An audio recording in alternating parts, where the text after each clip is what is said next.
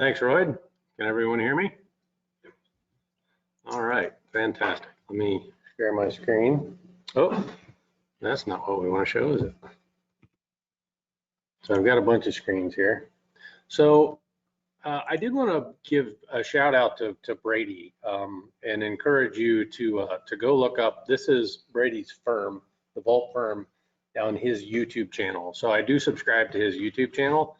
He's got a lot of great videos on here. In the playlists, they're kind of broken down by area of interest. So if you're looking for something specific, like there's OFDMA or OFDM on the downstream, network powering, DOCSIS 4, he's got a bunch of really good videos inside of each of those. A lot of videos on PNM, obviously, because that's the specialty of the Volt firm and his other company, Nimble Disk.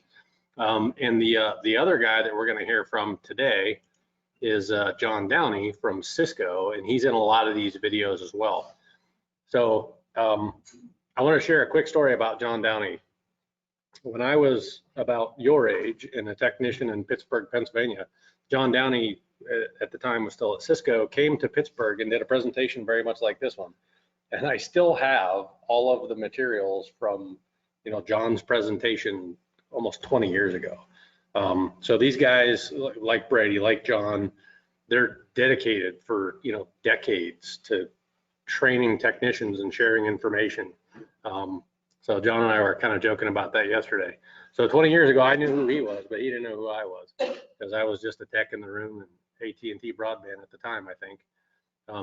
So there's a lot of expertise that these guys have, and they're willing to share and make available if you want to go look for it. Andy and John's another group of just normal guys in the telecom industry that are very informational, especially kind of the industry trends as the spectrum auctions and different things are going on, and just some of the government programs to help build out infrastructure. So they've got a bunch of videos on YouTube, podcasts, some pretty cool stuff that's available to you for free if you're interested.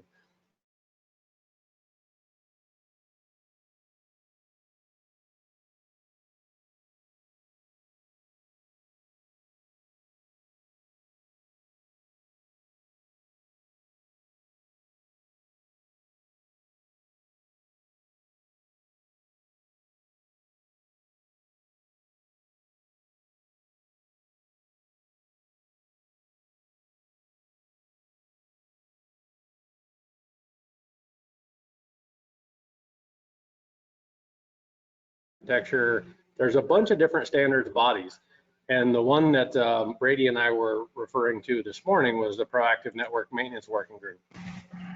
So they're really responsible for understanding the DOCSIS MIBs and helping influence the DOCSIS specifications so that we can take this information and create tools and things like Brady has done with his Nimble Disk company and the Volt firm to develop better technology for our technicians in our companies. So one of the things I want to talk about today was actually, this is an excerpt from that working group. A part of that working group 7 has been working on this operational practice document, which is in the process of being adopted. It's operational practice document 208.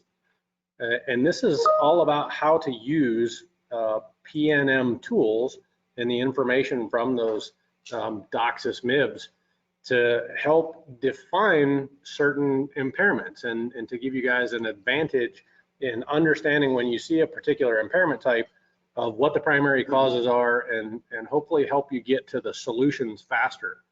So I wanted to share today just some of the visual pieces of PNM tools and how they're represented in some of the intelligence tools, whether they're a commercially available product like Brady's tools, or maybe a tool that's created internally.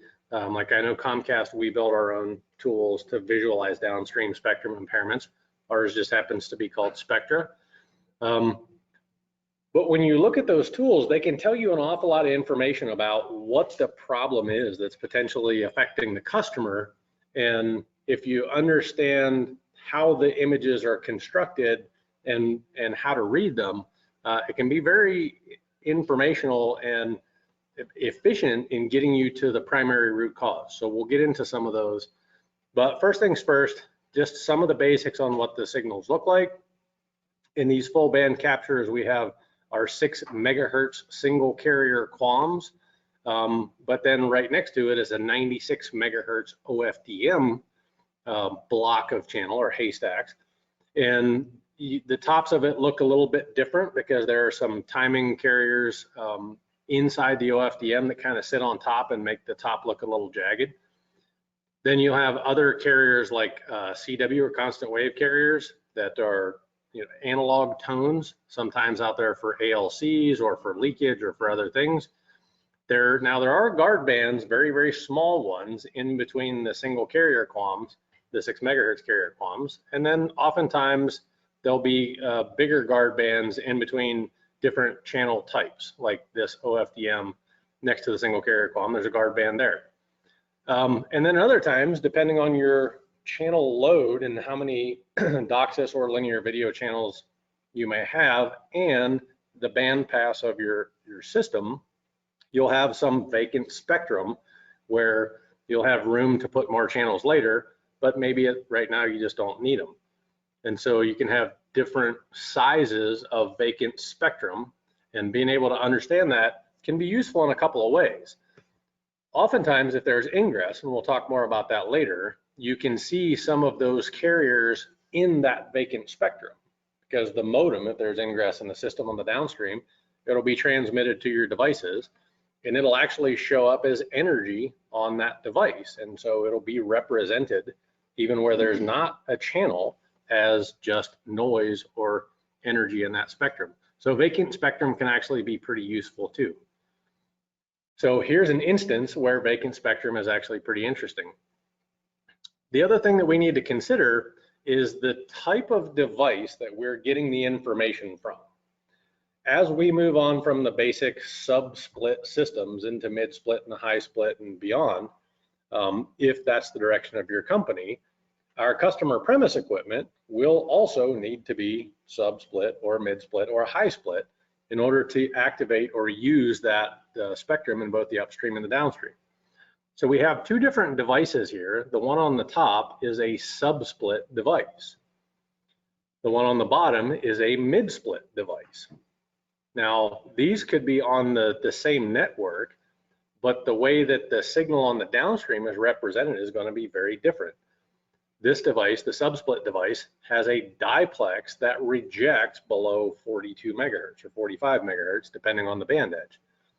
Now, the other device has an 85 megahertz diplex, so it will reject anything below that. However, this particular type of device has something called UDA, which stands for Upstream Diagnostic Analyzer, and in the future, the working group is working on the math to actually represent the return portion of the spectrum inside that house from that device. Now, how cool is that?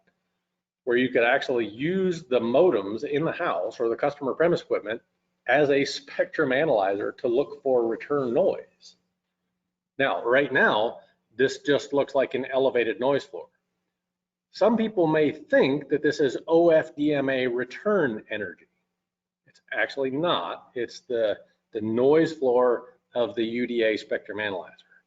Okay, so it's important to understand what devices you have deployed into your system, what chipsets they have, whether they're Intel or Broadcom or something else, because all of those chipsets behave a little differently, and we'll talk more about that. Now, on the top one, you can see that there is a diplexer rejection below 45 megahertz, so you can't see anything that's happening in that portion of the spectrum from this device.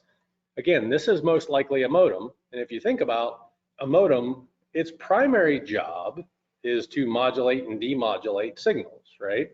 It's to transfer information back and forth. However, this is kind of a bonus. The ability to look at these PNM MIBs or data points and then reconstruct other things or develop other tools outside of just the ability to transmit information up and down. It's kind of like your car. its primary job is to get you from point A to point B, right? That requires an engine, brakes, etc. But your car has other features. It may have, an onboard navigation system, have onboard Wi-Fi. Those things aren't the primary function, but they're super useful, right? To help you navigate. There's all sorts of other systems in your car, like your tire pressure warning or your onboard diagnostics that may tell you when you need an oil change, right? Those aren't the primary function, but they're informational about the overall system that is your car. These modems are the same way. They have these other features that can give you information about the performance of the system, as well as transmit packets back and forth. So that's almost an afterthought anymore, because you just sort of assume you hook it up, you've got RF upstream and downstream, you're gonna have internet. But the reality is there's so much more capability from these devices to tell you what's going on, not only inside the premise, but in the system at large. Now, Brady did a great job of talking about how the equalizer taps and coefficients in the devices on the upstream transmit side can tell you about localization of impairments at a very specific frequency in the upstream path. Likewise, these full band capture devices can tell you the same thing in the downstream, but in some cases with some more evidence of what the actual problem is. Now, on the upstream, it's really looking for cavities or reflective cavities or nonlinearities that result in group delay and impairments in the in-channel that affect the in-channel frequency response. When we think about the upstream ICFR, it's sometimes difficult to get your head around because we're talking about tiny little 3.2, 6.4 megahertz chunks of spectrum. But think about it in the downstream. When we used to sweep long amplifier cascades and we looked at our peak to valley to determine the overall frequency response and linearity of the cable and the amplifiers. Well, the ICFR is the exact same thing, only in the upstream, and it's in much smaller chunks. So back to the downstream, the full band capture capability of these devices can tell us, in this instance, I would say there's a bunch of noise coming from this house, because in this portion of the spectrum,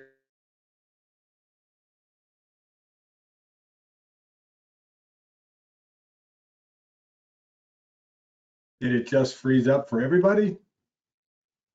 Single carrier qualms here and here, but there are no active channels. You can see this, you can also see evidence of the downstream. And then in this area, you see this large elevation of noise. Now you think, well, it's not in the return path. Well, that's because the device's diplex filter is cutting that off.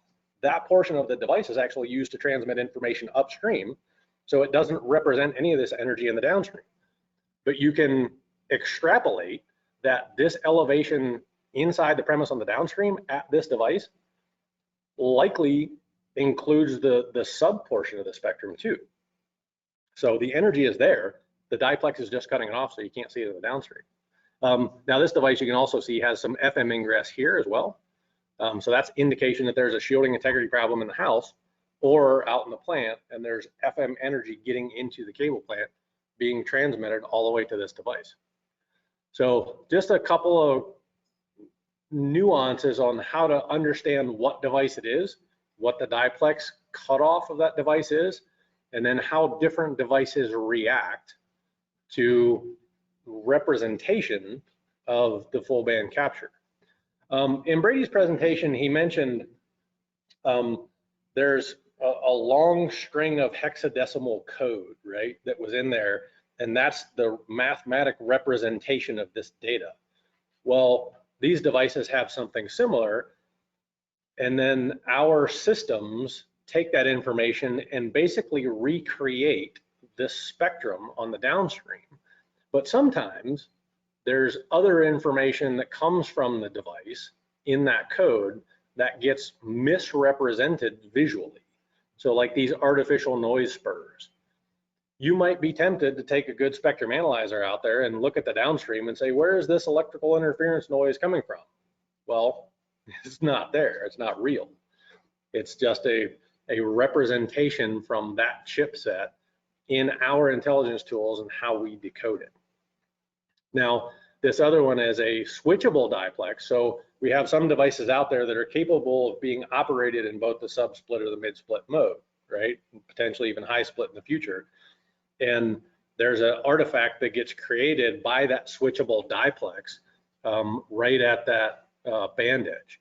So just understand your customer premise equipment, the chipsets that are in them, and how they can represent differently in the visualization tools that you have will help you take some of the noise out of the equation, so that when you get to other impairments, that you can easily identify what the impairment is, what some of the likely causes are, and eliminate some of the red herrings or the artifacts that aren't actually present. Now, the other thing we need to know is there's a power relationship between how the DOCSIS devices themselves measure power on both the downstream and the upstream side in composite power across a portion of the spectrum versus the mathematical representation that we see on these spectrum analyzer tools.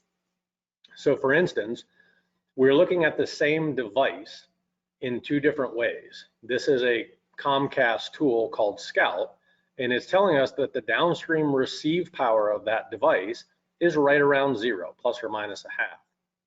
Now, when we look at the visual representation of that tool, it actually shows on the vertical axis that the power is -17. So what's the actual receive power at the device? Is it 0 or is it -17? It's actually 0. So when you're looking at some of these screenshots, what you need to do is to look at the amplitude or the vertical reference level and then add 17 to it to get the actual power at the device. Now, some tools could be slightly different. It's a logarithmic equation that determines the delta there. Some other tools are 18, some could be 15, but most of them are somewhere around 17 dB delta. Okay, so let's start talking about the different types of impairments that tools like this can help us define. The first one we'll talk about is an adjacent channel alignment. So there's several different examples of this. You can see here in the low portion of the spectrum here, right around 107 megahertz, there's a channel that's just sticking out. A lot of times we see that with local insertions. You have an apartment complex or an MDU, and they want to look at their parking lot or their front door cameras or whatever. So they'll have a digital insertion with a modulated channel from their cameras and then insert it into our lineup. If that power isn't matched to the insertion point power at the combiner, then you'll have that adjacent channel alignment. So that's a quick indicator that, hey, if all of the modems in this apartment complex or MDU have this one channel sticking out, but the neighbors outside of there don't, well, it's a local insertion issue. Now, other times you'll see things like this. So the bottom half of the spectrum is the linear broadcast or video channels, and then you get into your DOCSIS channels or your narrowcast channels, and that's typically a product of combining in the head end. So if you see that in the house, there's typically nothing you can do to fix that in the house, right, or in an amplifier. You can't go out and adjust your narrowcast versus your broadcast. That's typically a head end function. Very similar with these other two examples. We'll have a portion of the spectrum. It could be 4 channels, it could be 8 channels, but then adjacent to that, there's a significant difference in the power levels. In a lot of cases, that's in the head end. Okay, standing waves. Now these are what we call simple or periodic standing waves caused by impedance mismatches. So just like Brady talked about those impedance mismatches and the reflection of energy back and forth inside of a reflective cavity, the similar thing happens in the downstream as happens in the upstream.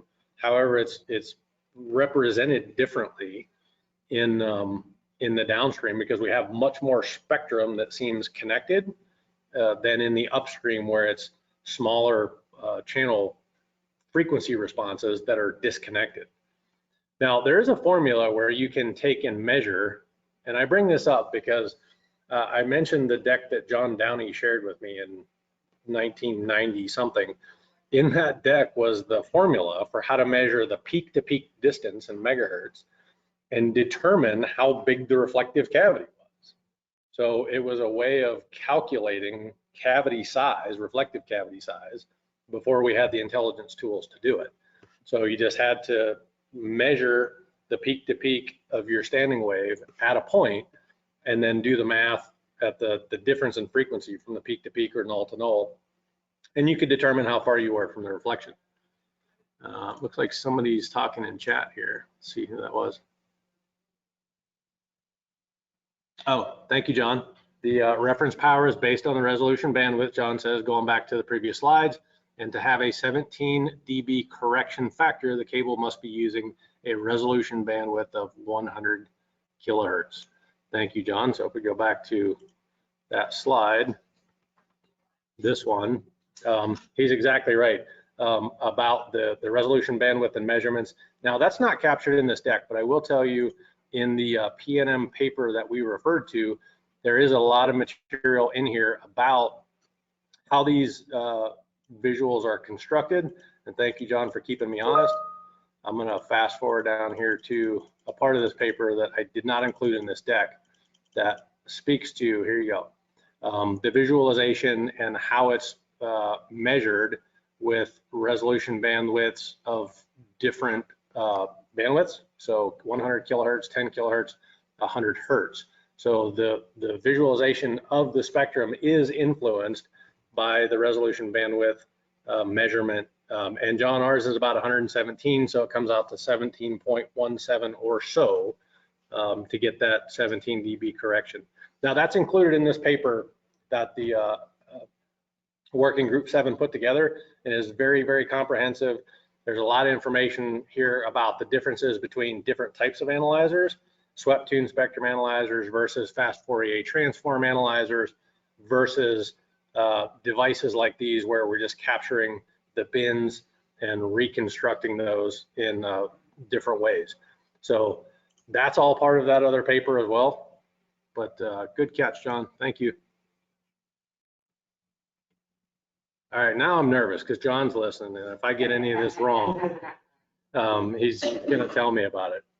All right, so heckle point number 2 goes to Downey again. Okay, so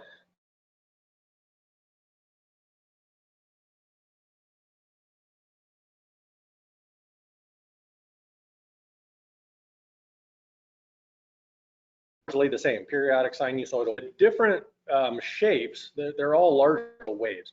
So regardless of how close together the peaks are, or how many there are, these are what we would call a simple or a periodic sinusoidal standing wave, and they're represented a bunch of different ways depending on the nature of the impairment, the size of the cavity, and how much energy is being reflected. So now we can talk about compound standing waves. And as we mentioned, most of our examples just include one reflective cavity, meaning you have one reflector on either end and that cavity size is fixed. Now imagine that you have a span of trunk cable, trunk spacing that's maybe 1,800 feet, okay? Now amplifiers and the connectors on the ends can be pretty natural reflectors. Now let's say out of that 1,800 feet, 600 feet away, you have a radial crack, okay? Now that also becomes a reflector. So in that total cavity, now you've got your initial reflector, which could be the output of your amplifier, your radial crack, which is at 600 feet, and then the second reflector could be the input of the next amp with a loose or corroded connector. Now you actually have 3 cavities, right? You have the full one at 1,800 feet, you have one at 600 feet, and you have one at 1,200 feet. So now there's multiple cavities that have energy bouncing back and forth, different groups of reflections, and all of that energy is being reflected in different ways to create a compound standing wave. Now you can throw other things in there and put some water in that cable that got into the radial crack and settled in the cable and created attenuation nulls that will identify as what we call water waves. So these are standing waves that are not periodic, or purely periodic, like the previous ones that we looked at, right? So the peak-to-peak differences are products of your multiple reflective cavities and the energy being bounced back and forth. So now this doesn't immediately tell you like how big your cavity is, right? You have to go to your intelligence tools and it'll probably show you a couple of different cavities. However, when you look at the response itself, you can say, hey, I have more than one thing going on, right? Where before, when I look at the periodic sinusoidal wave, I can look at that and say, there's likely one primary problem here that's creating this big cavity because it's periodic. When I look at a compound standing wave, I'm looking for multiple sources that are combined together, okay? Now, water waves are interesting because this first view is water in drop cables. So as we're looking at our tools, we can do a couple of things. I can look at multiple devices inside of the single premise and say, do they all have the same response? If yes, now I've connected that to the drop, right? Because it's likely that that water didn't intrude into the house and get into the splitter in the basement. So it's probably a squirrel chew or a tree rub or a staple, or, you know, sometimes when you're peeling the messenger off, you may peel some of the jacket of the cable and expose some of the braid and allow water to get in. Either way, it could be a loose connector and it, you know, dripped off the tap and got in the connector and transitioned down the cable or migrated into the cable. Now, that water will lay in the cable in certain places, like low spots, or, you know, places where the braid and the outer jacket are cladded really well and the water can't pass by it. So the water will lay in a pool and it'll create these attenuation spots where the attenuation at that part of the drop is higher than it is at other parts of the drop. So it creates these attenuation nulls like right here, where the attenuation is greater and affecting different frequencies differently. So we see that this is a non-periodic wave, so likely there's water migration that it got to a connector. The shielding integrity breach, that where the jacket or the braiding was damaged on the drop itself, is also an impedance mismatch. So we've got several things going on in this drop. Now, the good news is drops are relatively easy to replace. You either lay a temp on top of the ground or hang a new one. But the signatures themselves are actually very unique, depending on how much water is in it, how long it's been there, how long it's corroded, how much water is still in the drop.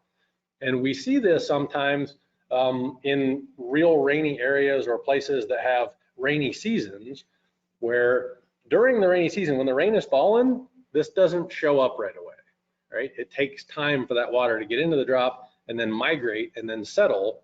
And then a week or two after we have a big heavy rain, these things start popping up.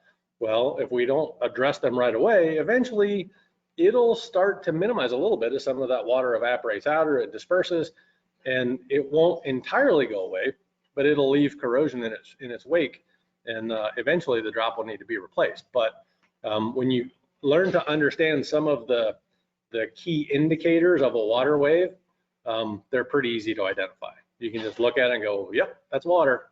Need to go replace that drop. Now, in the hardline cables, they're very similar, but they tend not to be as severe. You know, the coaxial cables and the feeder and the trunk tend to be bigger. The water may not pool as much in certain places. You'll still have the nulls, the high attenuation nulls, like these, where the attenuation is greater in some places than others.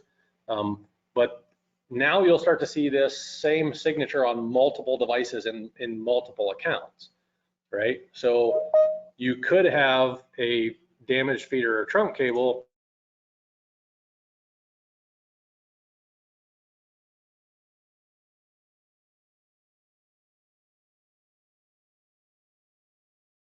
are all showing these same signatures, that multiple devices, but additionally you could, you know, some of that spectrum to help identify individual premise issues and in conjunction with hardline water waves.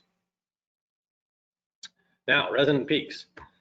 These are frequency specific gain typically caused by grounding problems in amplifiers.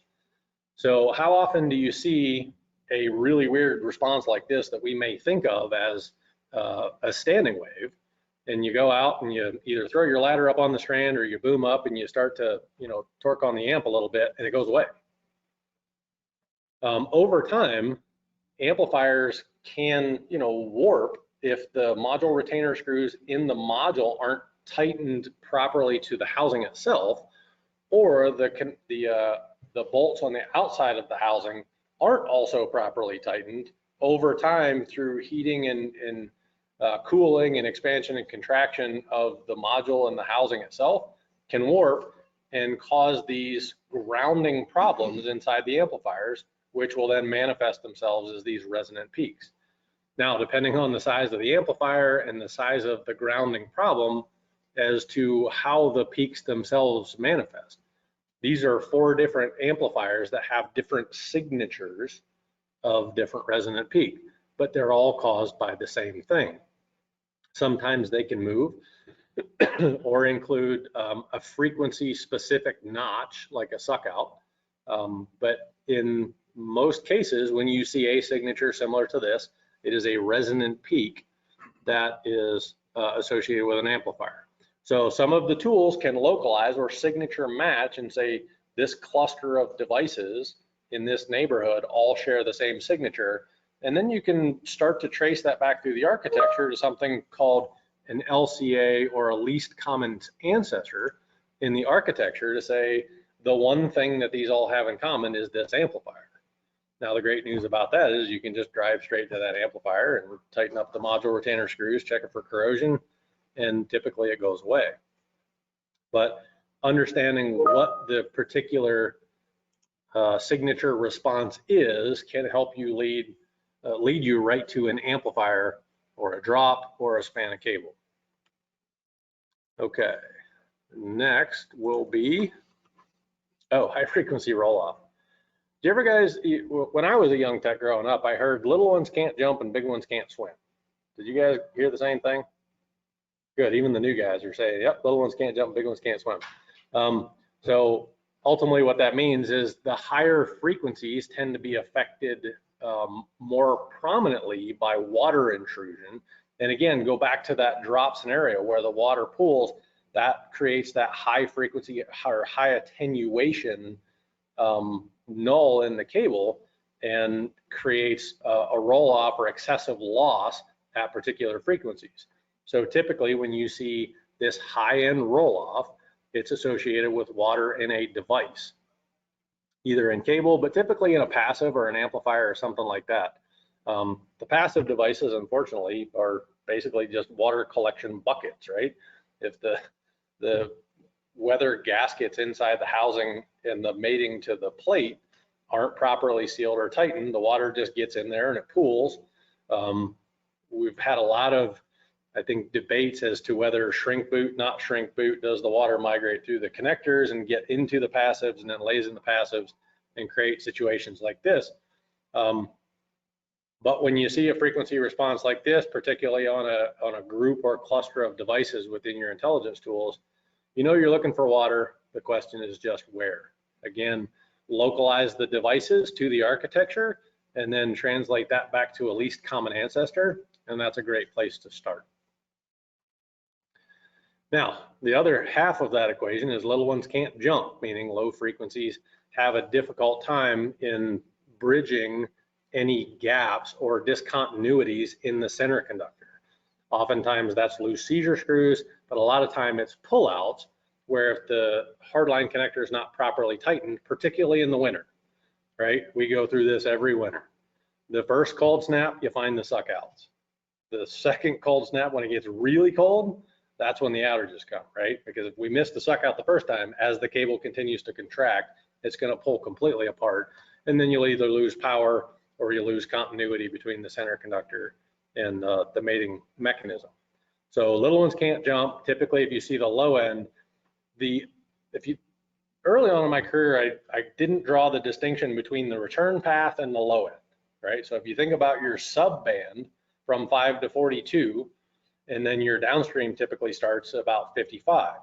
So the lowest amplitude of a suck out is going to be 55, but conversely, that same discontinuity extends to the upstream as well. So typically where you have a suck out, the devices past that will also have high transmit levels because of that same discontinuity. So on the downstream side, you'll see a pull out or a suck out or a low end roll off, but it's typically associated with high upstream transmit levels on those same devices. Because if you think about it, those two frequencies are right next to each other, or those two bands. Okay, ingress, everybody's favorite subject. We typically think about ingress as an upstream problem, right? Now, the reality is there is a lot of over-the-air energy that is just bouncing around in the air. Has anyone ever taken a spectrum analyzer and a really good antenna and just walked outside and waved it around? Have you ever done that? Besides Brad? Yeah, exactly. Yeah, and there's a lot of energy out there, right? I did this once in Miami. I took a really nice Rhodian Swartz portable spectrum analyzer and a nice directional antenna, and I looked at all of the energy that was off air, and I wanted to run back to my hotel and put a tinfoil hat on, because there's so much energy out there on the air, we don't really realize it because you can't see it, but it's everything from VHF to over-the-air television and UHF and VHF and FM radio, and especially in major metropolitan markets. And I use Miami as an example because there's a large Latin American population there too. So almost everything that's over the air is broadcast twice, once in English and once in Spanish. So depending on your market, the amount of over-the-air energy can vary, but most major metropolitan markets with large populations have a ton of over-the-air energy.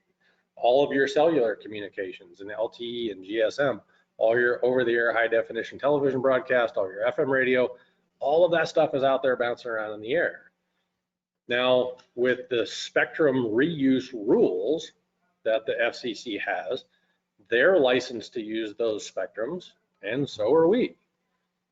So the difference is our system is supposed to be a closed system, meaning we can keep all of that stuff out and keep all of our signals in so that we don't unintentionally interfere with each other. Now, both those systems and us can become unintentional radiators. If we're operating outside of our proposed rules or the FCC's proposed rules, we can unintentionally interfere with their services. Likewise, if we have a shielding defect in our system, it is no longer closed, and any of these over-the-air energies can then get into our system.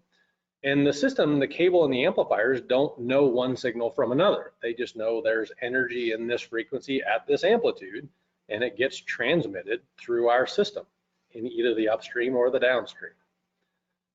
So FM radio is a great example. My first system that I worked cable television was an HRC system, and I believe it was channel 6 that had a audio carrier in the FM band. So in Youngstown, Ohio, there's a national public radio station on 88.5, and I believe that was the HRC audio frequency for channel 6.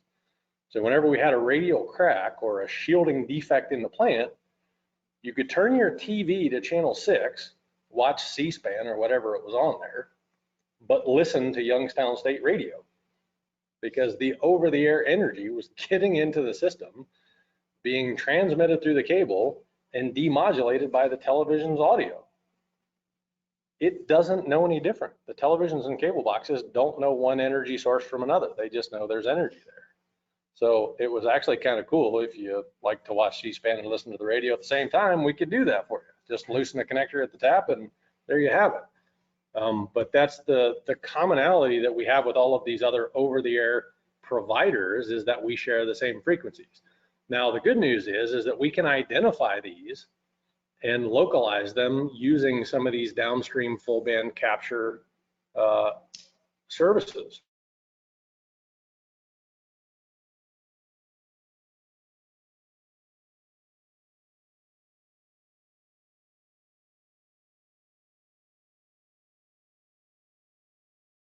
Ingress, we've identified, here's FM in here, so wideband in here, you've got the LTE. Now, we have to be use this as just part of our intelligence gathering process. So for instance, in this example down here, you don't see that energy at a level high enough to peak over the carriers, right? That doesn't mean it's not there. It may be at a lower level than the actual transmitted energy inside of our system, but it will show up as a signal quality, possibly an MER issue on a channel if that energy is there, even if you don't see it in the spectrum. So just because you don't see it doesn't mean it's not there. Okay, these other ones are really easy to detect because they're intruding into the system and being broadcast at a higher amplitude than our internal channels are. So ingress is a big problem even in the downstream, and I would argue it's becoming more and more of a problem as other providers are getting into the over-the-air space, particularly cellular communications, right? We've got cellular providers at 750, 770, 860, now all the way down into the 500 and 600 megahertz range. There's LTE over-the-air licensed broadcast. So we have to pay particular attention to the shielding integrity of our systems to keep this stuff out. Okay, suckouts. We mentioned these a little bit briefly before, but these are just a half period of a really long-standing wave. So if you were to extend this out, it would probably extend beyond the passband of what we can see, but they typically manifest themselves as, in severe cases, really deep, very periodic shaped short reflections. So these are in small devices, typically taps, sometimes directional couplers and splitters, a lot of line passives, sometimes in the house, but most oftentimes there's water intrusion or moisture migration into a hardline passive device that manifests itself as a suck out. And sometimes these will move too, right? You'll see them vary in frequency a little bit over time if you watch them long enough. But again, when you see a suck out, often most times you'll see multiple devices in a location in your intelligence tools that all have the same symptoms, and then you can track those back up the architecture upstream to a least common ancestor. I would start looking at a passive. Okay, these are a little less common, but they're still out there. Over the years, our services have evolved where we used to have positive and negative filters, and we used to manage customer services with the use of traps. So in my first system, I think we had an expanded basic trap where if customers had only basic services, which was like channel 2 through 13, you would have to go out and install a expanded basic trap to prevent those signals from passing back then to analog televisions. And that's how the services were managed. Amazingly, some of these filters and video traps are still out there. You know, customers been hooked up and not, you know, purchased our service for years. Who knows? Somebody bought one on eBay and said, you'll get Cinemax for free. So they bought this thing and hooked it up, and who knows? There's all kinds of different ways where these things could find themselves connected to customer devices. However, again, the full band capture device will just represent what energy is present on the input of it. Without regard to what and where, it's up to us to look at the signatures and understand what the causes are. So those are some examples of missing video traps and filters. Now, as Mr. Downey was kind enough to remind us that the relationship between the power and how it's represented on the screen is a product of the resolution bandwidth. But once you have established with your tool sets what that relationship is, then you can start to look at devices inside of homes and determine what their received power is. Now, these are examples of just flat loss. Now, this isn't cable loss due to attenuation, because normally you'd see that attenuation being frequency dependent as a lot of slope at the receiving device. But in this instance, their responses are relatively flat. They're just at low power. So in these scenarios, with 0 being represented here by this green line at approximately -17 with 117 resolution bandwidth, we're looking at, you know, -20 signal powers at these devices. So these devices have very low power, typically due to a couple of things. Excessive flat loss. They put a splitter in the house to hook up another outlet, excuse me, and decrease the power to a particular device, or they could have had an active device like a house amp that failed or came unplugged and is now providing excessive flat loss. So when you see something like this, this is not tilt or cable loss. This is excessive flat loss caused by something in the downstream path that is adding additional attenuation to the downstream. Okay, so this one's the opposite, right? So this is tilt. It could be a couple of different things. This could be good old-fashioned cable attenuation, right? You've got a really long drop. Let's say you're at a terminating tap before a 2-tap that has some reverse tilt just because of the long feeder from the amplifier. So the natural attenuation of the feeder cable, you may have reverse tilt coming out of the tap, and then you throw that RG11 drop to get 1,000 feet back to this customer at the end of the line because they want service, and at the end of it you've got a pile of tilt, right? So we can determine that somewhere along the way, it's also possible that we have an amplifier misaligned, right? You, instead of having 10 dB of forward tilt on your amplifier, you only have 2 or whatever. But there's an easy way to identify whether it's excessive flat loss or if it's just natural cable attenuation loss, either through the distribution plant or the drop system as a result of a lot of cable. Okay, so that's just tilt. Okay, we already referred to compound impairments, right? It's important to understand each of them individually so that when you see them combined, you can start to pull out, multiple impairments. Like this first one's a great example. It has a big suck out here right around 350 megahertz or so, and you also have high-end roll-off. So poll the audience. What do you think that is? One cause, two causes? What are the causes? There might be a prize here, by the way. This first one. So we've got a big suck out right here. And you think it's 2 causes? What do you think they are? I'll agree with the water part. The loose seizure screws typically tend to show up with that low end roll off, right? The high end roll off typically tends to be water. And the suck outs typically tend to be corrosion in a passive device. So imagine that we have like a tap and a coupler, together out in the plant. We get some water in them. The water pools, causes that high end roll off. We get some corrosion that causes the suck out. It's likely, 2 different impairments. They may or may not be associated with the same place, but it's possible, right? When you think about what causes each one of those in turn, or you can see water in the cable, right? Say it's an underground cable that's got a nick in it, got some water intrusion, and maybe that water migrated into a tap or a connector or, a splitter, and maybe that corrosion then caused the suck out. So that's why we spent so much time on the individual impairments and connecting them to causes, because now when you look at them in compound, you can start to say, well, hey, maybe now I know I have 2 different things. Again, we have something that looks like a periodic wave here, right? And then we have this big, huge suck out right here. So that's 2 different potential impairments.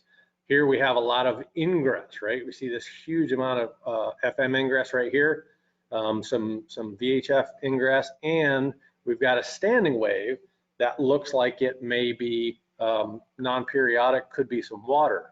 So as you start to kind of pile these impairments together, you get some really unique responses because there are multiple impairments. And again, all the device is telling us is it's representing how the downstream energy is being received at the front end of that device. So this is any combination of all the stuff that we've just talked about. Everything in the kitchen sink. Now, I keep talking about all of these responses and how they're defined and what they look like and what they point back to. But the reality is all of the images that were in this presentation were symptoms that are displayed in intelligence tools. Now, all of them were caused by something. So when we go out and we fix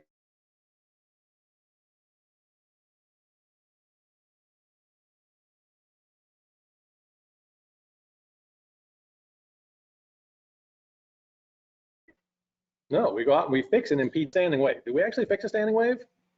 It's mismatch, because that's a crack or a loose connection. But there's a distinct relationship between causes and symptoms. Now we can talk about the alphabet soup of symptoms, because there's a million of them. You know, FEC, SNR, MER, BER, CNR. There's a bunch of different symptoms that our tools measure. The real trick is to look at the causes or the symptoms and say, this is typically caused by, I will say, one of two things. All the impairments that we looked at and talked about today, in my experience of almost 30 years, come down to one of two things, or a combination of the two. And one is impedance, and two is shielding integrity. Especially think about ingress. In the coaxial system, the shielding integrity is measured in how much energy the coax itself can withstand, and that is its shielding integrity value.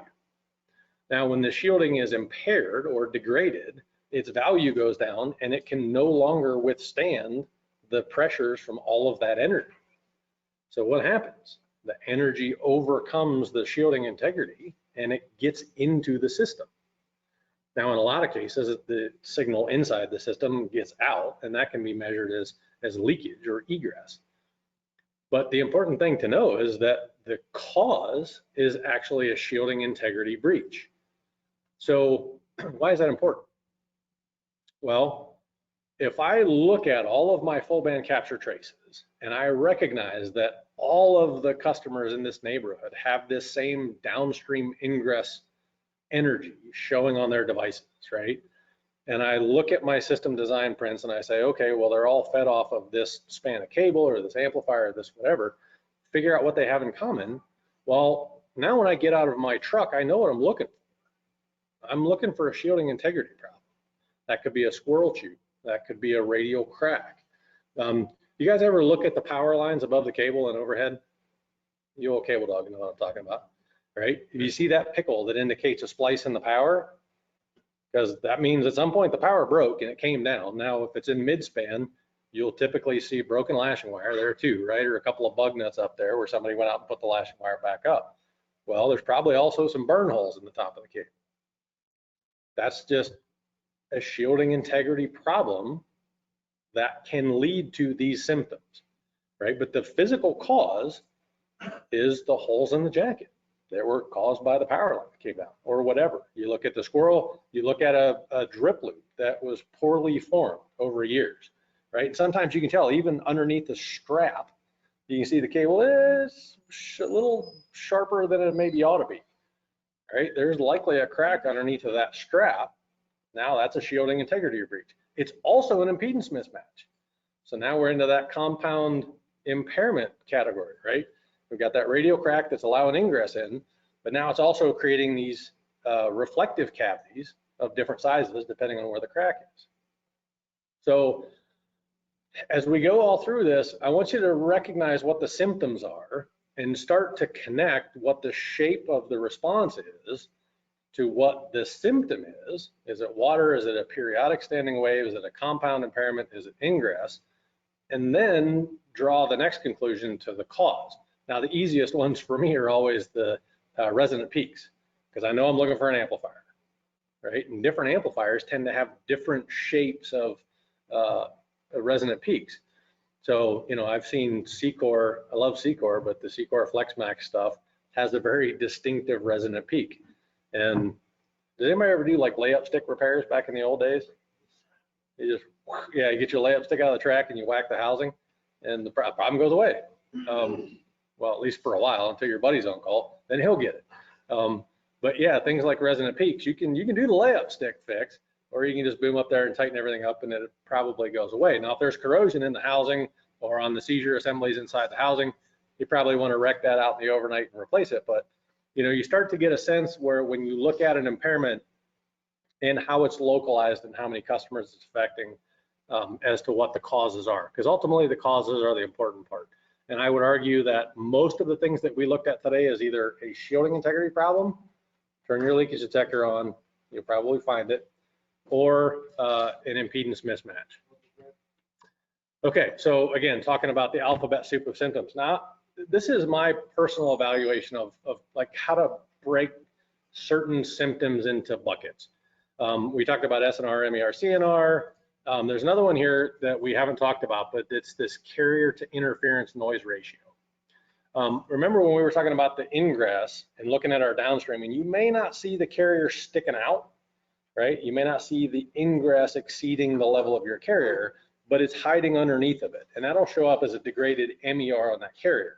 Now that's actually the carrier to interference noise ratio.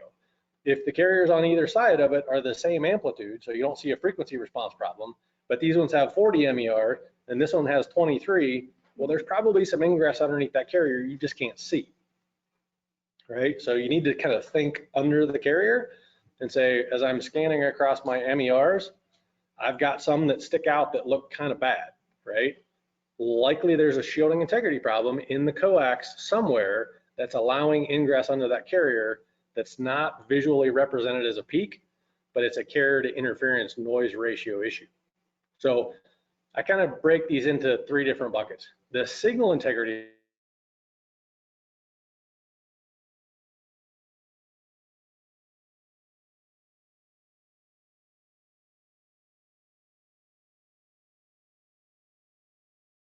modulation error ratio and carrier to noise, those impairments of signal to noise ratio, those indicate that the quality of the medium or the cable itself. I think about the carrier interference noise ratio, that peak to valley or frequency response of specific devices. When we think about them in the hardline, they show up as suckouts, ACPs, waves. But the leakage is also a great indicator that's not necessarily associated with full band capture or PNM tools, but it's another indicator that you have a shielding integrity problem that will also manifest itself as something else in our PNM tools. And then lastly, there's the data integrity impairments. Our networks anymore are data transport networks, right? We're carrying bits, ones and zeros, electrical signals upstream and downstream. That's what our networks do, right? So we can measure the data integrity and it'll show up as FEC, pre or post bit error correction. Those are data packets that are either impaired or lost. So when you start to think about the types of impairments, you have your signal quality impairments or your signal integrity impairments. You have the impairments that are affected directly by the medium or the cable itself, and then the data integrity impairments that are the result of one of these other impairments showing up as lost packets or corrected packets. So that's just the way I visualize the different types of impairments. Okay, I think we're almost done. How are we doing on time?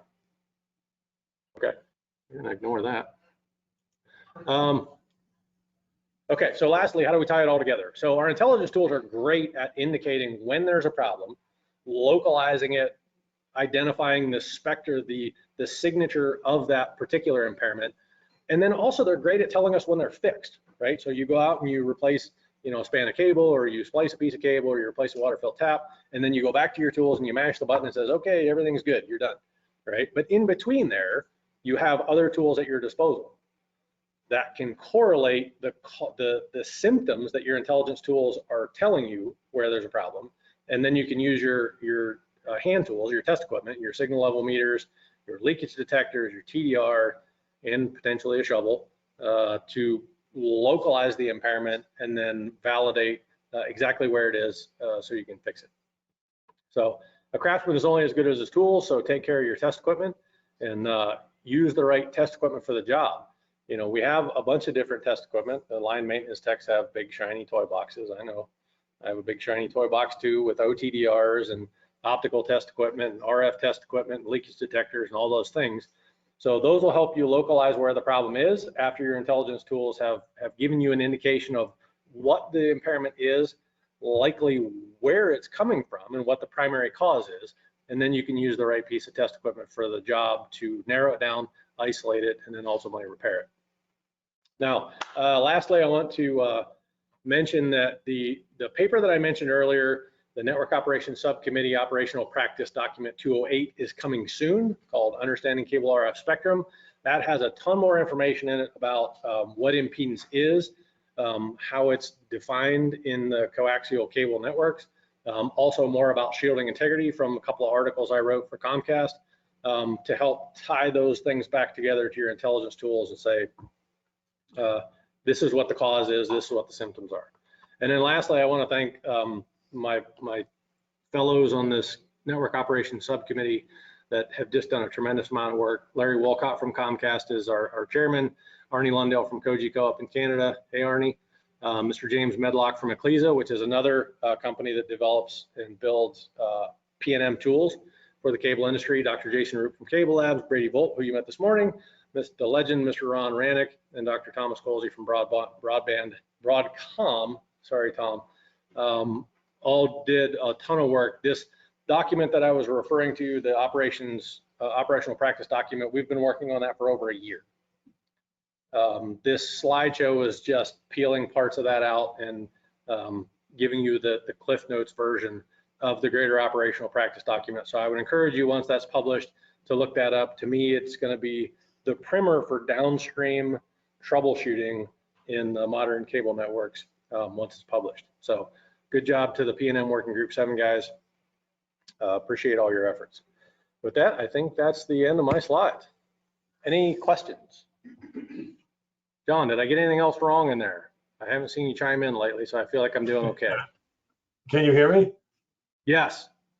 Yeah, I was going to throw the formula at you for the what we call FDR, frequency domain reflectometry. 492 times the velocity of propagation of the coax, assuming it's hardline or drop cable, divided by the delta in frequency in megahertz will give you the distance in feet. So that was the formula you were talking about. You know, and that's basically what we're using for P&M, right? That's what we started out with P&M, is knowing that formula and doing the math after we get the information back from the cable modems for the pre-equalization taps. Yeah, we're losing you. Look at you. Alright, You remember this one, John? Oh yeah, there it is. That's it. This is the document that you gave me a long time ago. I still have it. And I was telling the guys before the presentation, like, this is why I still have this document, because, you know, back then we were analog and Common Path was, you know, all analog, but the system was the same. It was still coax, it was still amplifiers, it was still frequency response. It hasn't changed, even though the signals that we're sending over it have, and the services that we're delivering through it have. This hasn't changed. So I saved this one. Yeah. How about when we used to chase our tails when we had high-end ringing and it turned out to be our test lead on our test equipment? Yes. Basically, it was a reflection between the test point and the front end of the test equipment. That's right. Yeah. So this is still a great deck all these years later, man. I appreciated it then, and I appreciate it just as much, you know, all these years later. So thank you. So with that, I think we're going to transition. John, maybe we'll just make you presenter and we'll get me off the camera.